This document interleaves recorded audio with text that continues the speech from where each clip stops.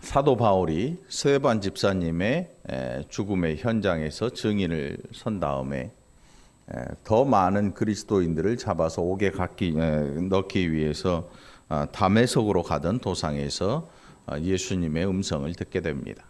그리고 거기에서 아나니아라는 한 선지자를 통해서 보이지 않던 눈이 다시 보여지게 되고, 하나님의 뜻이 무엇인가, 바로 내가 너를 이방인의 선교사로 복음을 전하는 자로 내가 너를 세웠다. 그리고 사도 바울은 즉시로 하나님의 일에 헌신하는 자가 됩니다. 그 일이 얼마나 신속하게 이루어졌던지 유대교의 사람들은 알지도 못하고 바울을 만났다가 이 사울이 처음에는 사울이었잖아요. 사울을 만나서 유대교 이야기를 하는데 사울의 입에서 그리스도에 대한, 예수에 대한 이야기가 나와서 당황한 사람들도 있었고, 결국은 그 이야기가 이제 그들의 공회까지 퍼지면서 사울을 잡아 죽이기로 작정한 이 결사대를 조직하기에 이릅니다. 그래서 이제 그리스도인들이 사울을 몰래 성 밖으로 도피시키는 일이 벌어지고, 드디어 이제 사울이 그리스도를 전하는 이방인의 선교사로 실제적인 사역에 들어가게 되는데, 그 일에 가장 큰 힘이 되었던 사람이 누구냐면 바나바라는 집사님이죠. 바나바. 이 바나바라는 집사님으로 말미암아 모든 사람들이 사울을 두려워하는데, 이 사울로 하여금 이제 함께 동역할 수 있도록, 복음을 전할 수 있도록 하는 그 길을 열어준 사람이 바로 바나바 집사님이에요. 그래서 바나바와 함께 이제 이 전도 여행을 떠나게 됩니다. 오늘 14장 8절에 보면 루스드라에 발을 쓰지 못하는 한 사람이 앉아 있는데 나면서 걷지 못하게 되어 걸어본 적이 없는 자라. 바울이 말하는 것을 듣거늘 바울이 주목하여 구원받을 만한 믿음이 그에게 있는 것을 보고 큰 소리로 이르되 내 발로 일어서라 하니 그 사람이 일어나 걷는지라. 주변의 모든 사람들이 그 앉아서 구걸하는 사람, 그 앉아 있는 사람을 다 알고 있습니다. 저 사람은 날 때부터 걷지 못하는 채로 낳기 때문에 아마 어렸을 적부터 봐왔던 사람들, 어른들 모두가 다 알고 있을 것입니다.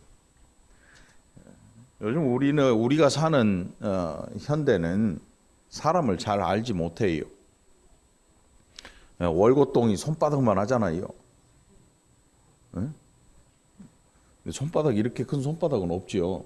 작다는 뜻이에요. 다리 2개, 뚝 3개, 소래대교, 그리고 월곶대교, 그리고 저쪽에 다리 또 하나 있잖아요. 거기 뚝 잘라버리면 나갈 데가 없어요. 섬이 돼버려요. 이게 아주 바닥이 좁아요. 그런데 놀랍게도 모르는 사람 지천이야. 제가 이렇게 가면 아는 사람이 이수밖에 없어. 그것도 다 월곶동 사람이 아니잖아요. 모르는 사람 천지야. 근데 그 당시에는 이 지역사회라고 하는 게 거의 많은 사람들이 서로 다 아는 사람들. 거의 다 알죠. 이민 온 사람들도 있고, 오랫동안 한 곳에서 터를 잡고 사니까. 그래서 나면서부터 한 번도 걸어보지 못한 그 사람을 이 사도 바울이 일으켜 세웁니다. 그리고 그가 걷게 됩니다. 이거는 그들의 그 사회에서 생길 수 없는 일입니다. 그들은 고작 해봤자 뭐 좀 찢어진 데를 꿰매거나 아니면 아픈 사람에게 주술을 행하는, 아직도 그 시대에는 아직도 주술을 행하는 정도의 의술이었으니까. 여러분, 의사라고 하는 게 사실 지금도 의사 봉에 보면 뱀 감겨 있잖아요. 뱀. 그 뱀 신이 치료한다고 믿고 뱀의 신전에 아픈 환자를 데려다 놔요.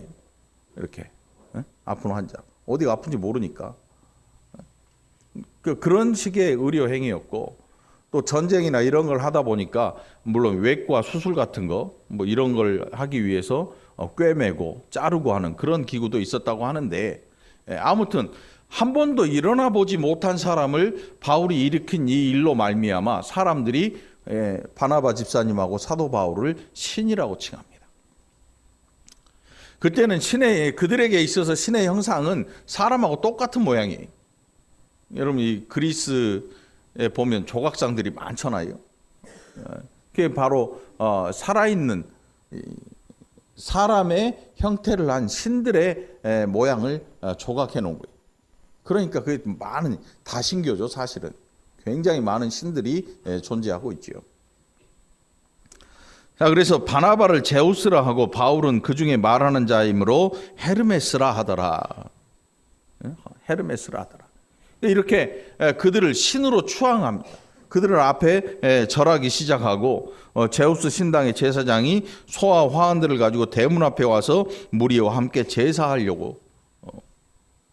그러니까 바울과 바나바 집사님의 뜻과는 전혀 무관하게 그들의 머릿속에서 이 사람들이 신이라고 결정되는 순간 그들을 섬기기로 작정합니다. 여러분 이 꿈 같은 이야기가 아니에요. 현실로 있었던 이야기, 실제로 있었던 이야기. 여러분 같으면 어땠을까? 우리 같으면 어땠을까?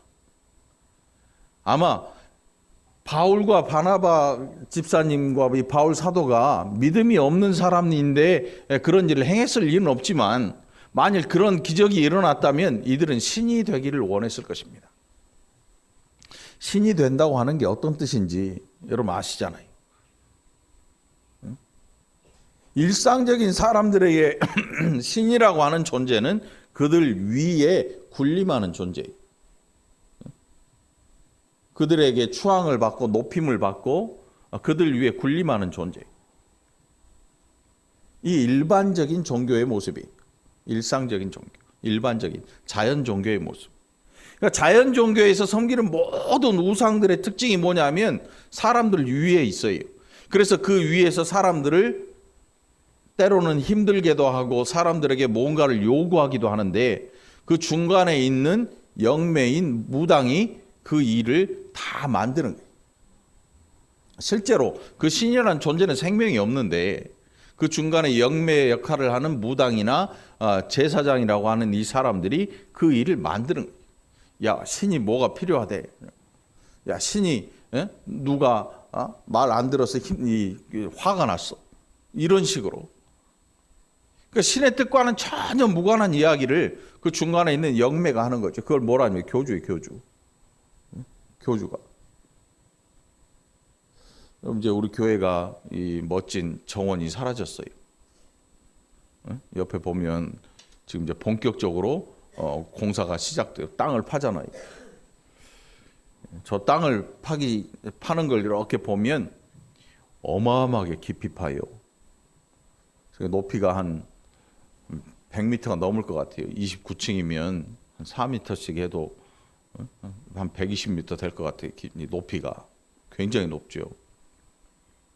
120m짜리 건물이 서 있으려면 밑으로 몇 미터가 들어가야 될까요? 한 3분의 1은 들어가야 되죠. 3분의 1은 몇 미터예요? 한 40m, 50m는 밑으로 파서 기초를 세워야 돼요. 별거 아닌 것 같은데 여러분, 우리가 흔하게 보는 전봇대나 이런 것들 보면 옛날에 그 나무 전신주나 아니면 지금은 이제 콘크리트로 된 전봇대 있잖아요. 유심히 한번 관찰을 해보세요. 그 전봇대 뽑아낼 때 한번 봐봐요. 그게 겉으로 드러난 높이는 한 10m인데 나중에 뽑아낼 때 되면 뽑아내는 거 이렇게 흙자국을 보면 절반이 그 밑에 박혀 있어요. 그러니까 지금 보이는 깊이의 절반이 그 밑에 들어가 있는 거예요. 안 그러면 바람 불면 여지없이 넘어가 버리지요. 바람 불거나 뭐 충격이 가해지면 여지없이 넘어가 버리고 말 텐데 넘어지지 않는 이유가 뭐냐면 밑으로 그만큼 깊이 있게 박혀 있기 때문에 넘어지질 않는 거예요. 그래서 이 건물을 이제 다 지어놓고 보면 사람들이 저 밑에 일을 기억을 못 해요. 저 밑에가 50m 정도를 파내려가 가지고 기초공사 했다는 사실을 새카맣게 잊어버리죠. 여기서 우리가 꾸준히 매주 지켜보는 우리는 알죠. 야, 저 건물 질 때 어마어마하게 깊이 파더라. 그래서 저렇게 높이 올라갔어. 라는 걸 우리가 봤으니까 아는데, 보지 않는 사람들은 야, 저렇게 높은데 홀랑 무너져 버리지 않을까? 걱정을 해. 저 중동에 가면 우리나라 건설 회사에서 지은 마천루인가? 아무튼 어마어마하게 높은 건물이 있잖아요. 전 세계에서 제일 높은 건물이라고 그러죠. 그 정도 되면 그 밑으로는 두말할 나위 없겠지요. 얼마나 깊이 들어갔을지. 제가 지금 왜 갑자기 설교하다 말고 건물 얘기를 하는가 하면, 오늘 예수 그리스도를 믿는 이 기독교에 대한 이야기를 우리가 한 번쯤 생각해 볼 때인 거예요. 바울이 변화를 받습니다. 그 변화는 예수님께서 그에게 다메섹으로 가는 길에서 그를 불러 세웁니다. 사울아, 사울아, 어찌하여 네가 나를 핍박하느냐. 근데 사울이 들려오는 음성을 듣고 말합니다. 뉘십니까? 뉘십니까? 도대체 누구신데 저한테 핍박했다고 이야기하십니까? 나는 네가 핍박하는 예수라. 이렇게 사울을 부르셨습니다. 그리고 이방인의 사도로 쓰겠다고 그 계획을 말씀하십니다. 그래서 아나니아라는 선지자를 만나게 하시고, 그로 하여금 이제 이방인의 선지자로 쓰임을 받을 수 있도록 예수님께서 그를 사도로 부르셨습니다. 원래 사도라고 하는 것은 예수님의 12제자 외에는 사도가 없습니다. 예수님과 함께 지내고 함께 먹고 함께 예수님의 행하신 일들을 보고, 그래서 사도들이 기록한 복음서가 있잖아요. 그 외에는 사도라고 칭하지 않는데, 유독 사울, 그리고 나중에 이름이 바뀌죠. 바울로. 바울만이 이 사도로 불리우는 이유가 뭐냐면, 예수님께서 그를 직접 부르셨기 때문에. 우리가 예수님께서 공생애를 시작하시면서 베드로를 부르시고 안드레를 부르시잖아요. 예수님으로부터 직접 부르심을 입은 사람들이 바로 사도라고 일컬음을 받기 때문에, 사도 바울도 역시 예수님의 부르심을 직접 받은 사람으로서 그를 사도라고 우리가 부르는 것입니다. 처음에 그를 아무도 믿어주지 않았습니다. 그가 사도로 부르심을 입었고 이방인의 사도로 부르심을 입었지만, 어느 누구도 그와 함께 이 하나님의 일을 하려고 하지 않습니다. 두렵고 무서워요. 우리나라 말에 그런 말 있잖아요. 사람이 갑자기 변하면 뭔 일이 생긴 거야. 안 하던 일을 갑자기 사람이, 그럼 이 뭔 일이 생긴 거지. 유대교의 사람들도 바울을 볼 때 불안해요. 이게 갑자기 하루아침에 바뀌었거든요. 꾸준히 한 1년을 놓고 텀을 놓고 바뀐 게 아니고, 어느 날 이 사람이 바뀌더니 유대교 사람을 만나서 예수를 전하는 거예요. 그리스도를 전하는 거예요. 예수는 그리스도라고 전하는 거예요. 예수가 그리스도라고 전하는 건 뭐냐면, 예수는 구세주다, 예수는 메시아다, 이걸 전하는 거예요. 그러니까 유대교의 사람들이 잡아 죽이려 하고, 예수님을 믿는 사람, 사도들과 제자들은 예수님이 무서운 거예요. 왜냐하면, 이 바울이 무서운 거예요. 왜냐하면 예수 믿는 사람들을 잡아서 옥에 가두려고 기세등등해서 가던 사람이 갑자기 변해가지고 예수를 전하니까, 여러분 어떤 생각 들겠어요? 야, 저거 가짜로 예수 전하는 척 하면서 저거 믿으려고 하면 옥에 잡아넣으려고 하는 거짓말이다. 속지 말자. 이런 소문이 퍼지니까 아무도 바울에게 접근하는 사람도 없고 아무도 믿어주는 사람이 없습니다. 그리고 오늘 이 본문 속에 보면, 이 안진병이 되었던 사람이 일어난 이 일로 그 당시에 이방에 있던 유대인들이 소동을 일으킵니다. 이방에 있던 유대인들 가운데는 어떤 사람은 이미 예수님을 믿는 사람도 있었고, 어떤 사람들은 유대교의 사람들이 있습니다. 유대교의 사람들 아주 똘똘 뭉치죠. 그래서 단체로 쫓아와서 바울을 해합니다. 해코지를 해요.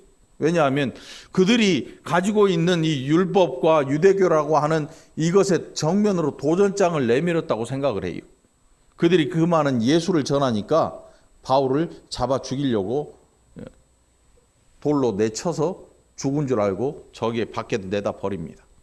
그래도 놀랍게도 바울이 죽지 않고 살아났습니다. 결국 선한 일을 행한 일로 말미암아 바울에게 위협이 다가오는 것입니다. 선한 일을 행했는데 위협적인 일이 닥쳐온 것입니다. 이거 굉장히 이상한 일이잖아요. 여러분, 누군가를 도와줬습니다. 그런데 이 도와준 일로 말미암아 나에게 아주 해로운 일이 생긴다. 여러분, 해야 돼 말아야 돼?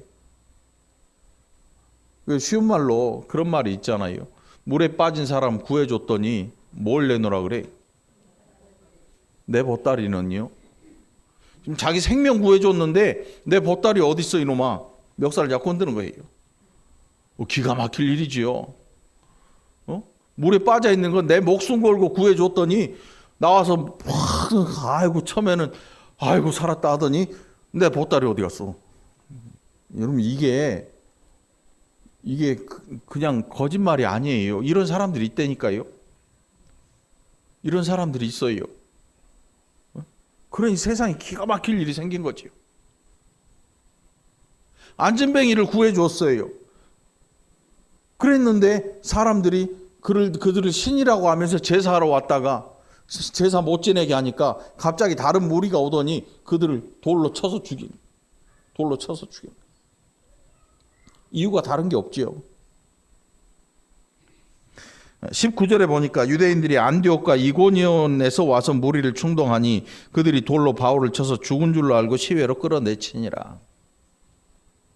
그러니까 이미 쫓던 사람들이 있잖아요. 사울이 그리스도인으로 변화되면서 죽이기로 작정한 사람들이 사울을 끊임없이 추격합니다.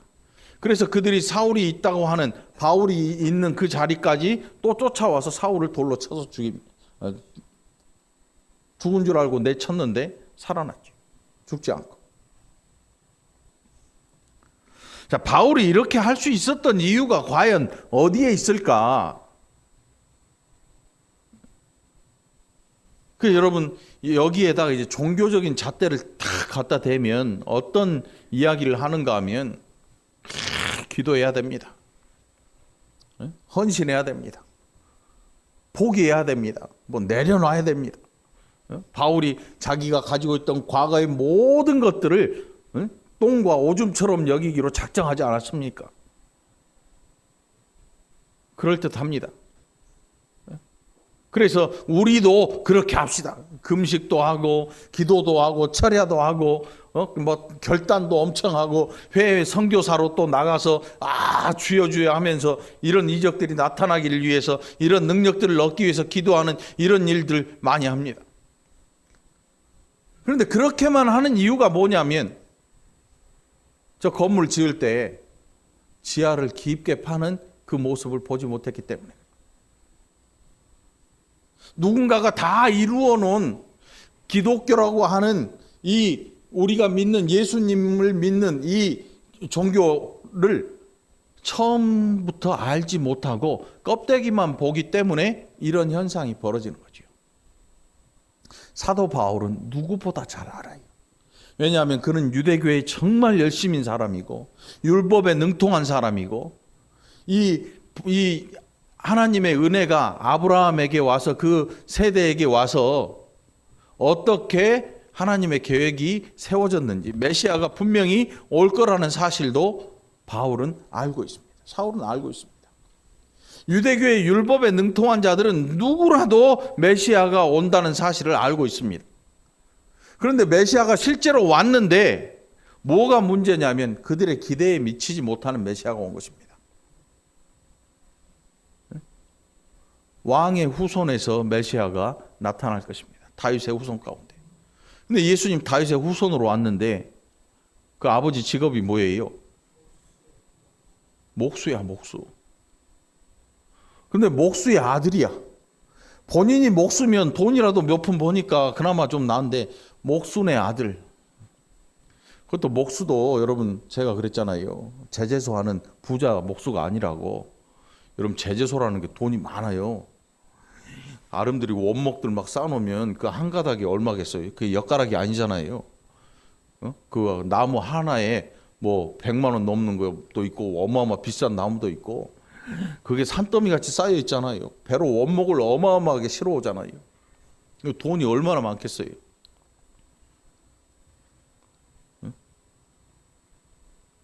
목재 사업을 하는 목수가 아니에요. 예수님 아버지는 그냥 망치, 대패 이런 거 챙겨가지고 어디서 뭐 일당 주고 오늘 우리 집 뭐가 고장났는데 와서 좀 봐주시오. 뭐 하는데 좀 일 좀 해주시오. 예.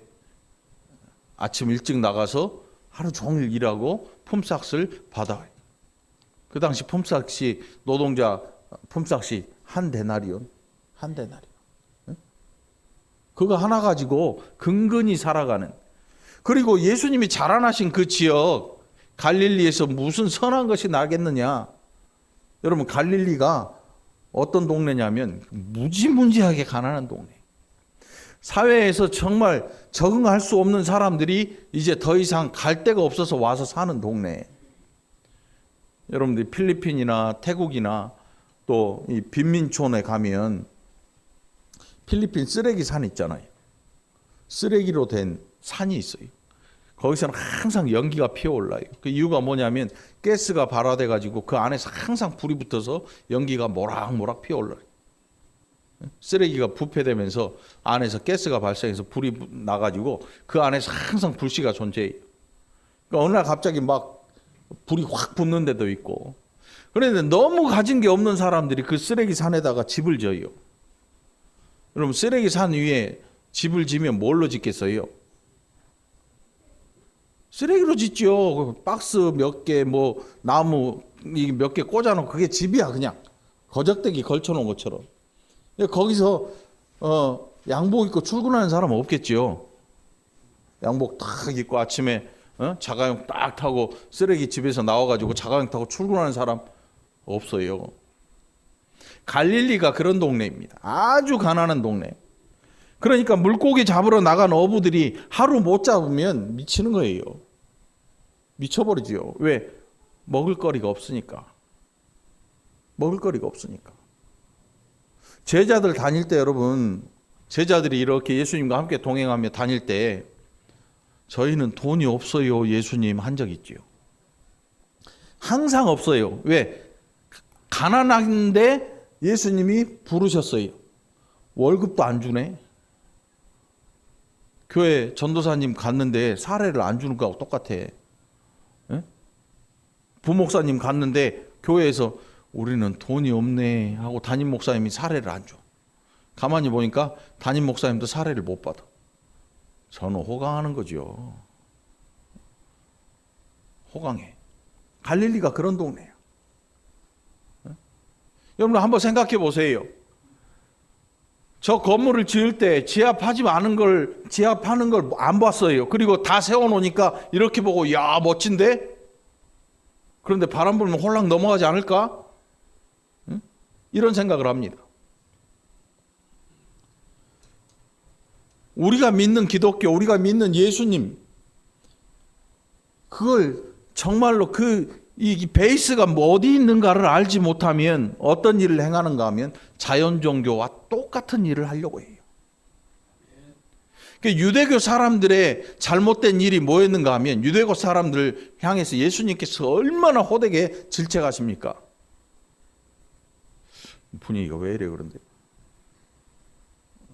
혹시 눈 뜨고 자는 거 아니죠? 네? 눈 뜨고 자고 있는 거 아니죠? 제 지금 얘기를 듣고 있나요? 전혀 반응이 듣고 있는 것 같지가 않아. 네? 명상하는 거 아니야? 혹시 교회 와서? 교회는 명상하는 데 아니에요? 네. 아니 너무 조용히 해가지고 제가 지금 혼자 뭔가 순서를 잘못했나 별 생각이 다 들어요. 어디까지 하다가. 네. 자, 이 기본 베이스를 모르니까 유대교 사람들이 어떤 일을 행하는가 하면 자기 열심으로 자기 공을 쌓아요. 그래서 하나님 앞에 가서 뭐라고 하냐면, 하나님, 저는 일주일에 3번 금식하고 구제도 하고 얼마나 많은 종교적인 행위를 합니까? 저 얼마나 대단합니까? 라고 하나님 앞에서 기도해요. 이게 누구냐면 바리새인들이에요. 바리새인들. 종교적인 공로를 스스로 쌓아가는 거예요. 그 옆에 있던 세리는 가슴을 치면서, 나는 죄인입니다. 하나님, 저는 죄인입니다. 가슴을 치면서. 아무리 생각해도 자기는 하나님 앞에 내세울 공로는 아무것도 없고 죄를 용서받을 일 외에는 아무것도 없으니까 가슴을 칠 수밖에 없는 거죠. 유대교가 바로 이 바리새인들 이 모습을 갖추기 시작합니다. 그 이유가 뭐냐면, 아브라함을 부르셔서 그 복음을 주시고 아브라함을 통해서 메시아를 보내시고 하나님의 모든 계획을 다 알려주셔서 하나님의 나라를 실제로 이루셨고, 이 나라를 통해서 이방 나라가 복을 받게 될 거라는 하나님의 이 엄청난 계획을 새까맣게 덮어버리고 자기들이 이해할 수 있는 수준의 종교로 전락시켜버린 거예요. 그게 바리새인들의 하는 일이에요. 바리새인들의 하는 일. 그러니까 예수님께서 오셔서 그들을 칭찬할 게 아무것도 없는 거예요. 그들은 하나님의 이름은 부르지만 하나님과 전혀 무관하니까. 전혀 무관한 이유가 뭐예요? 자기들의 공로를 자기가 쌓고 있는 거예요. 오늘 우리가 예수님을 믿고 구원받은 이유가 어디에 있습니까? 내가 잘나서, 내가 착한 일을 해서? 아니잖아요. 내가 죄인이라는 걸 인정 안 하는 순간 우리는 예수와 관계가 없습니다. 예수님하고 아무 관계가 없습니다.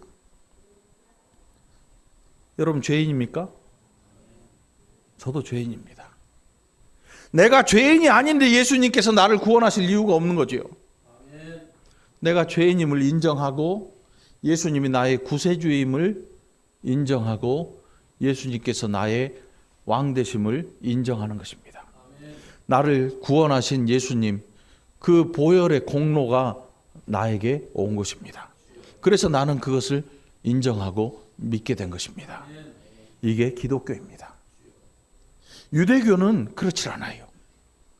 유대교는 원래는 그런 종교였는데 점점 확대되고 사람들이 만들어 놓은 것으로 치장하더니 결국 바리새인과 같이 외식하는 자들의 천국이 되고, 껍데기는 하얗고 멋진데 안에는 해골이 들어있는 능력 없는 그런 종교가 되어버리고 말았습니다.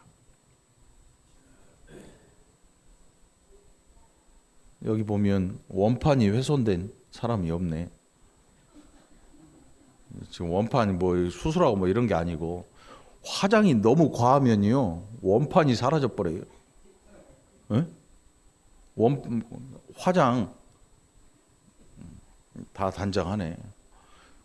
제가 이 커피 전문점 거기 이렇게 지나가는데 깜짝 놀랐어요. 웬 아가씨가 앉아 있는데 화장이 막 이렇게 해가지고 그걸 스모키 화장이라고 그러더라고.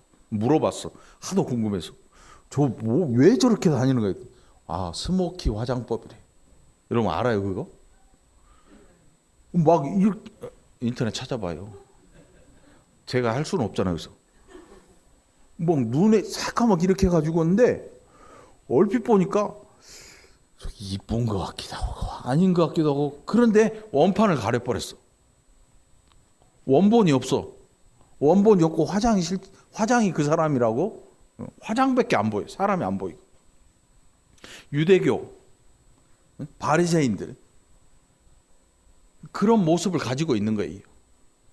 실제적인 하나님께서 그들에게 주신 하나님의 마음을 그들은 생각질 않아요. 저기 건물 짓는 사람이 저 건물을 지으면서 만일 우리가 어떤 건물을 지으면서 여기는 약한 사람들이 많이 들어와서 새롭게 새 출발하고 힘을 주는 그런 건물을 지어야지 하고 그 건물을 잘 지어놨어요. 사람들에게 쫙 이렇게 어려운 사람들을 다 불러가지고 나오네. 저거 저보다 더 했어요. 저거 아무것도 아니야. 이 건물을 지어놔가지고 어려운 사람들을 많이 불러 모아서 이 사람들이 여기에 들어와서 살면서 새로운 힘을 얻고 밝은 또 삶을 누리게 해줘야지 하고 기쁜 마음으로 막 건물을 지어놨어요. 처음에는 사람들이 들어가서 좋아하고 하더니 나중에는 슬슬 욕심이 생기는 거야.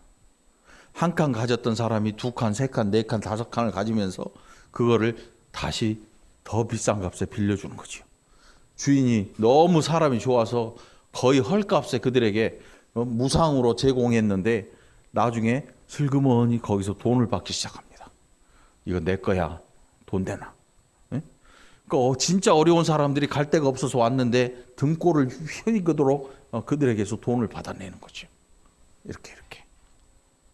처음 지었던 건물을 설계하고 지었던 사람과 의도와는 전혀 다른 방향으로 엉뚱한 대로 쓰기 시작한 것입니다. 그래 결국 예수님 당시에 어떤 일이 벌어집니까? 성전 안에서 장사하잖아요. 장사해. 그 장사가 누구와 결탁되어 있는가 하면 제사장의 가문과 결탁이 되어 있어요. 그 비자금이 그리 흘러 들어가는 거예요. 비자금이. 그러니까 완전히 껍데기만 남은 썩은 종교가 돼버리고 만 거죠. 예수님께서 그들과 함께 앉기도 싫어하신 이유가, 그들 근처에도 가시지 않는 이유가, 그들에게 티끌만한 칭찬도 하실 수 없었던 이유가, 티끌만한 칭찬거리도 발견하지 못했기 때문에 그러신 거예요. 어떻게든 칭찬을 해주려고 하는데 그럼에도 불구하고 그들에게 티끌만한 칭찬거리가 없는 거예요. 그들은 하나님의 백성이 아닌 거죠. 하나님의 백성처럼 사는데 하나님과는 전혀 동떨어진 삶을 살고 있는 겁니다. 오늘 사도 바울이 말합니다. 하나님의 나라, 22절에 보니까 하나님의 나라에 들어가려면 많은 환난을 겪어야 할 것이라 하고. 여러분 이 말 들으면 우리나라 기독교인들 가운데 많은 사람들이 별로 안 좋아해요. 예수 믿으면 잘 돼야 되는 거 아닙니까? 예수 믿으면 건강해져야 되는 거 아닙니까? 예수 믿으면 성공해야 되는 거 아닙니까? 라고 부르짖는 사람들에게 사도 바울의 음성은 기분 나쁠지 모릅니다. 예수를 믿는데 왜 망해야 됩니까? 철야하고 40일 작정하고 하나님 보좌를 들었다 놨다 해버려야지요.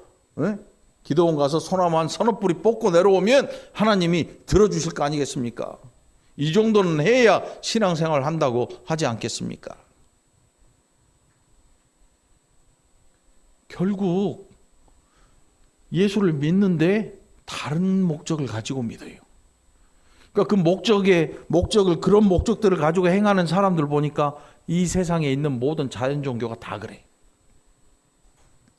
1월 1일 절이 몇 터지지요. 손이 발대로록 싹싹 빌러 가잖아요. 동해안에 해 뜨는 거 보러 가잖아요. 해신한테 빌러. 교회 청년들도 수도 없이 갑니다. 교회 청년들 봉고차 대절해서 교회차 다 끌고 동해안에 정동진 해변가로 수도 없이 몰려갑니다. 해신을 만나려고. 새해 처음 뜨는 해를 보고 자기의 꿈을 설계하고 이런 것들 또 빌기도 하고 절이 막 저절로 가. 얼마나 많은지 사람이. 저절로 밀려가는 거죠. 가만히 보니까 처음 설계자의 뜻과 전혀 무관한 게 유대교야. 그런데 놀랍게도 우리가 믿는 예수교, 우리가 믿는 하나님, 지금 우리가 예수를 믿고 있잖아요. 그런데 자칫 잘못하면요, 자연 종교처럼 돼버리고 마는 거예요. 유대교처럼 돼버리고 마는 거예요. 어느 누가 막 가지 말라고 한다 그래서 안 가는 게 아니고 그냥 떠밀려서 가버리는 거예요. 떠밀려서 그냥 뒤돌아보면서 하면서 함께 가버리는 거예요. 지금 이렇게 가고 있어요. 어느 누구도 말릴 생각이 없어요. 기가 막히죠. 바울은 그걸 알아요. 그래서 뭐라고 하는가 하면 하나님의 나라에 들어가려면 우리가 많은 환난을 당해야 할 것이다. 왜 우리가 환난을 당해야 한다고 이야기하겠습니까? 어떤 사람은 예수님께서 환난을 당하셨기 때문에 마땅히 우리도 당해야 정상이지. 그의 제자인 우리도 이 정도 환난은 겪어야 될 거 아니야? 아니죠. 예수님이 환난 당했다고 그래서 아버지가 고생했다고 자식이 고생하라는 법 있습니까? 그게 아니에요. 예수님께서 뭐라고 하셨냐면 내 이웃을 내 몸과 같이 사랑하라. 네 하나님 사랑하라. 사랑의 계명을 주셨단 말이에요. 모든 율법과 선지자의 강령이라는 강령이 뭐냐면 사랑이 사랑. 근데 사랑이라고 그래가지고 우리가 어려운 사람 돈 좀 집어주고 힘들어 걸어가는 사람 팔부축 좀 해주고 이 정도의 사랑이 아니고 하나님이 사람에 대하여 가지시는 사랑. 이거는 내가 누군가를 향해서 가지는 사랑을 얘기하는 게 아니에요. 우리의 사랑은 한계가 있잖아요. 성이 함락되었을 때 지 자식도 잡아먹은 게 부모인데 배고파서 부모끼리 서로 야 우리 사돈 맺자 이런 게 아니고 야 우리 오늘 저녁에 네 새끼 먹고 내일 저녁에 내 새끼 먹자. 이게 사람이야.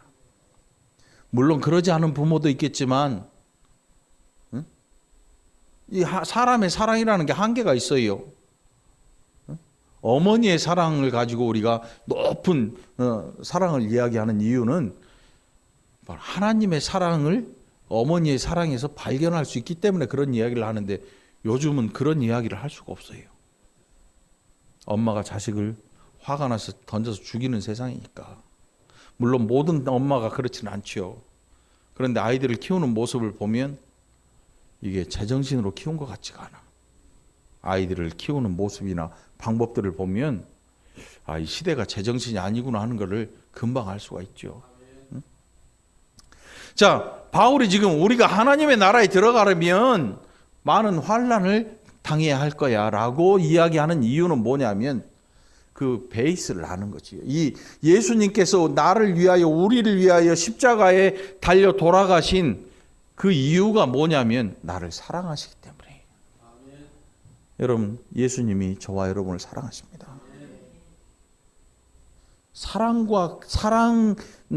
예수님이 나를 사랑하지 않으셨다면 저와 여러분은 예수님과 관계가 없는 거예요.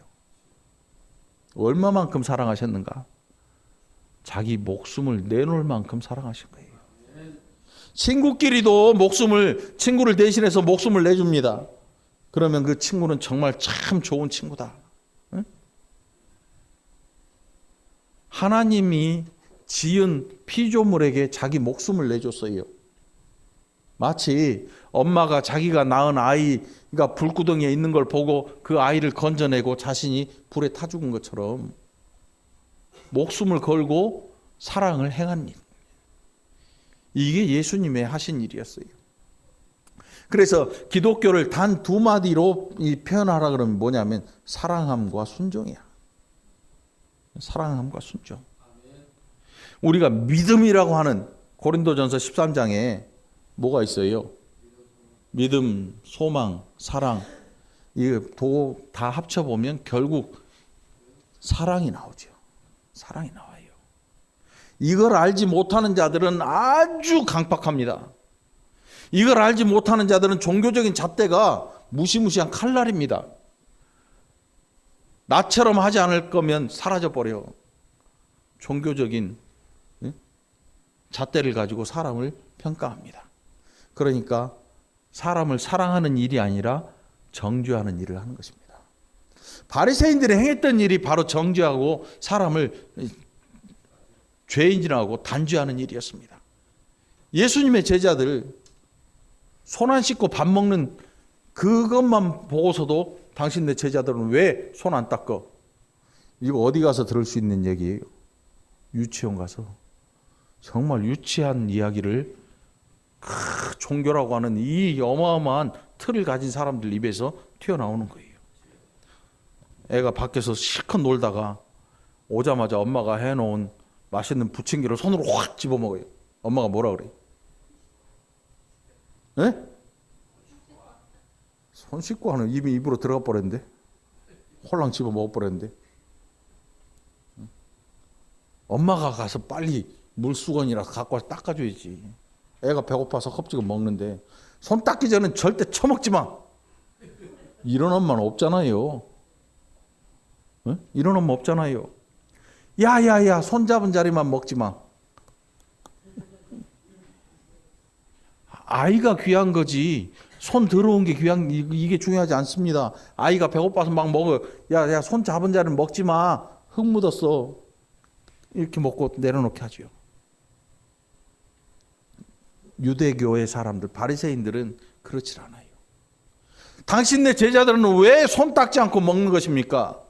이 율법을 어긴 일도 아니에요. 장로들의 유전이에요. 장로들이 만든 법이에요. 이거 얼마나 유치합니까? 유치원에서나 유치원 가면 밥 먹을 땐 손 닦아야죠. 유치원 선생님이 아니라 잘 못하겠네. 우리 김동님 권사님이 한번 해봐. 뭐라 그래야 돼? 밥 먹을 때, 밥 먹기 전에 애들 손 닦나? 뭐라고 해? 알았다. 그럼 예수님의 제자들이 문제가 있었네. 다 갔는데 손을 안 닦아요. 이게 유대교예요. 정말 유치한 것으로 종교적인 형태를 만들어 가려고 시도를 하고 있는 거죠. 바울은 그걸 깨달아요. 예수님의 부르심을 입고 그가 예수님의 사랑을 알고 보니까 와, 이게 내가 알고는 있었는데 행하지 못했어요. 하나님께서 다윗을 통해서 메시아를 보낸다는 사실을 유대교 사람들은, 율법을 아는 사람들은 모두 다 알고 있습니다. 근데 그 예수가 왔는데 기대치에 안 차니까 죽여버린 거예요. 죽으러 오셨지만 그들의 손에 의해서 죽임을 당하신 것. 그들의 손에 의해서, 그 백성의 손에 의해서 죽임을 당하신 거예요. 사랑이라고 하는, 하나님께서 처음 그들을, 아브라함을 부르실 때 뭘로 부르셨는지를 알지 못하는 사람들이 이런 일을 행하는 거예요. 예수를 잡아 죽인 거죠. 바울이 보니까 이것은 사랑의 일이구나. 하나님이 우리를 얼마나 사랑하셨는지. 요한복음 3장 16절 나와 있잖아요. 함께 해볼까요? 시작. 하나님이 세상을 이처럼 사랑하사 독생자를 주셨으니 이는 저를 믿는 자마다 멸망치 않고 영생을 얻게 하려 하심이니라. 사랑하셨단 말이에요. 오늘 저와 여러분을 하나님 사랑하신 줄 믿습니다. 바로 이 일로 말미암아 사도 바울이 사랑하는 일은 고난당하는 일이야. 예수님께서 우리를 사랑하시고 고난당하셨잖아요. 누군가를 사랑한다고 하는 것은 고난당하는 일입니다. 누군가를 사랑한다고 하는 것은 뭔가를 많이 잃어야 되는 일이기도 해요. 우리는 그게 싫은 것입니다. 그게 싫으면 어떤 현상이 일어나냐면 주세요.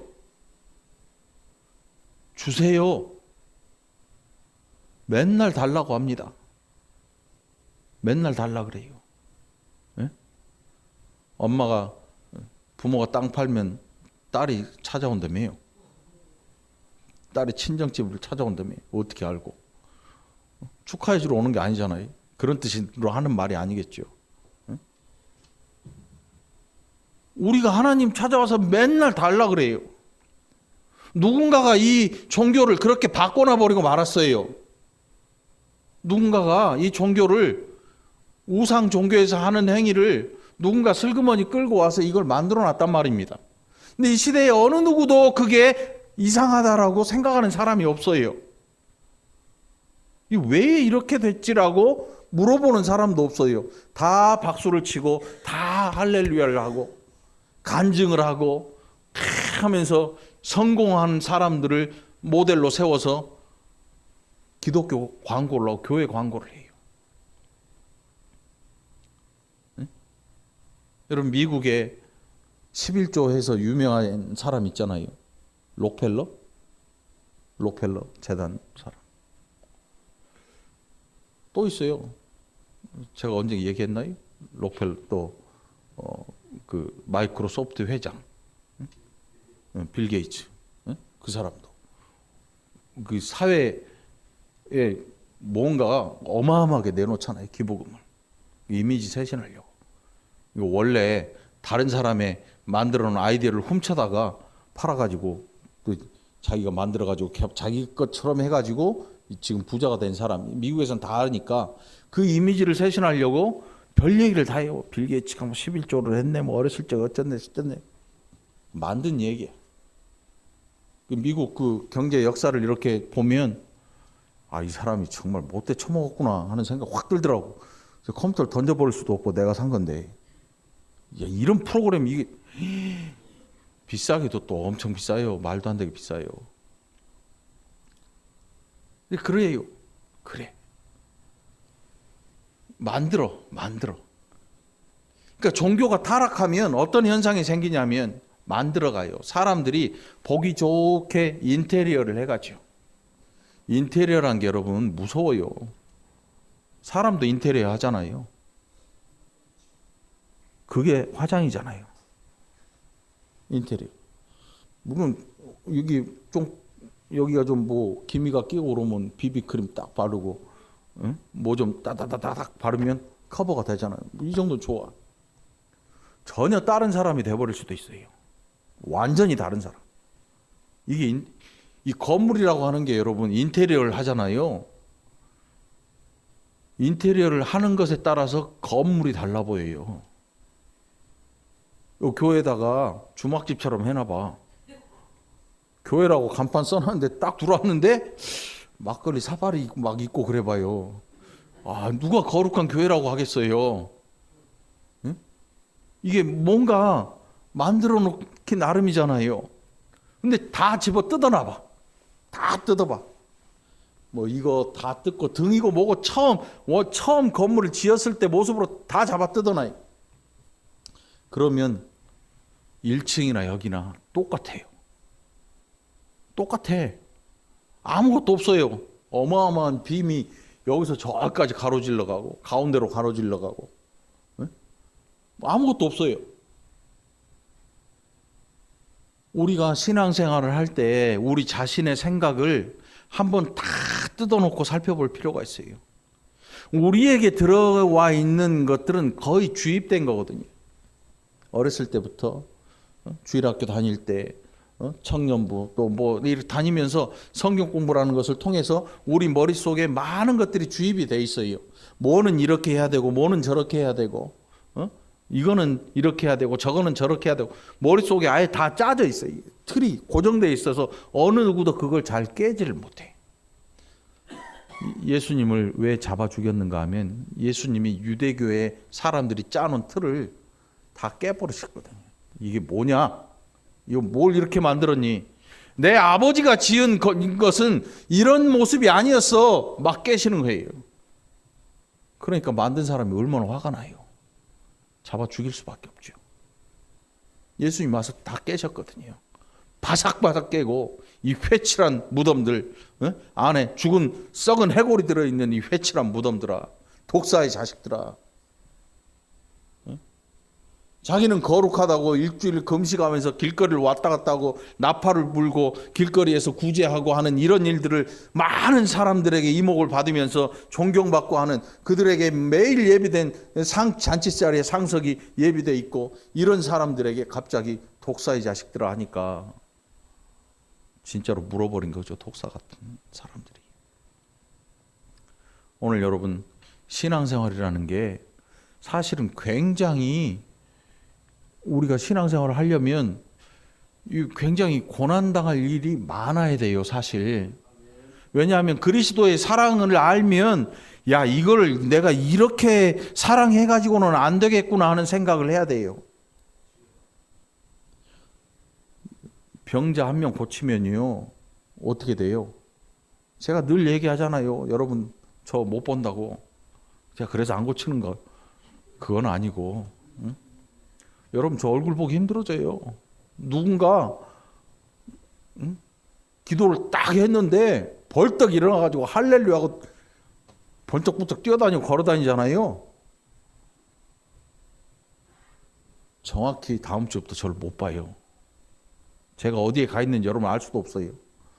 여의도 막 이런 데 가 있겠죠. 그 어마어마한 교회 저를 잡아가겠죠. 모셔가기. 교회는 여기 있는데 1년 내내 안 올지도 몰라요. 실제로 그렇게 돼요. 그런데 바울과 바나바 집사님 어때요? 아니야. 우리가 그런 게 아니고 하나님이 자기가 행한 모든 이 엄청난 일, 자기들을 통해서 하나님이 하신 이 엄청난 일의 공로를 하나님께 돌려요. 그런데 우리는 하나님의 영광을 훔쳐요. 반대로. 이게 우리들의 신앙생활이야. 그러니까 옆에서 보고 있으면 속이 터지는 거지. 왜 이렇게 해야 될까? 여러분, 적어도 이 월곶 중앙교회 성도님들은 우리 그리스도의 마음을 알아서 하나님이 우리를 부르신 이 놀라운 사랑의 의미를 알고 사랑과 순종으로 하나님 앞에 행하는 저와 여러분이 되기를 간절히 축원합니다. 기도합시다. 하나님 아버지, 감사합니다. 우리가 얼마나 많은 것들을 원하고 가지고 싶어 하는지, 또 얼마나 교만한 자들인지 하나님 아시지요. 오늘 말씀을 통하여서 이제 하나님 앞에 달랄 것도 없고 순종과 사랑의 일이 우리에게 남아있는 줄 믿습니다. 이렇게 순종하고 사랑하는 복된 백성들이 이 교회 안에 차고 넘치도록 함께하여 주시옵소서. 하나님의 뜻을 알아서 행하는 복된 자들이 되게 하여 주옵소서. 감사드리옵고 예수님 이름으로 간절히 기도합나이다. 아멘.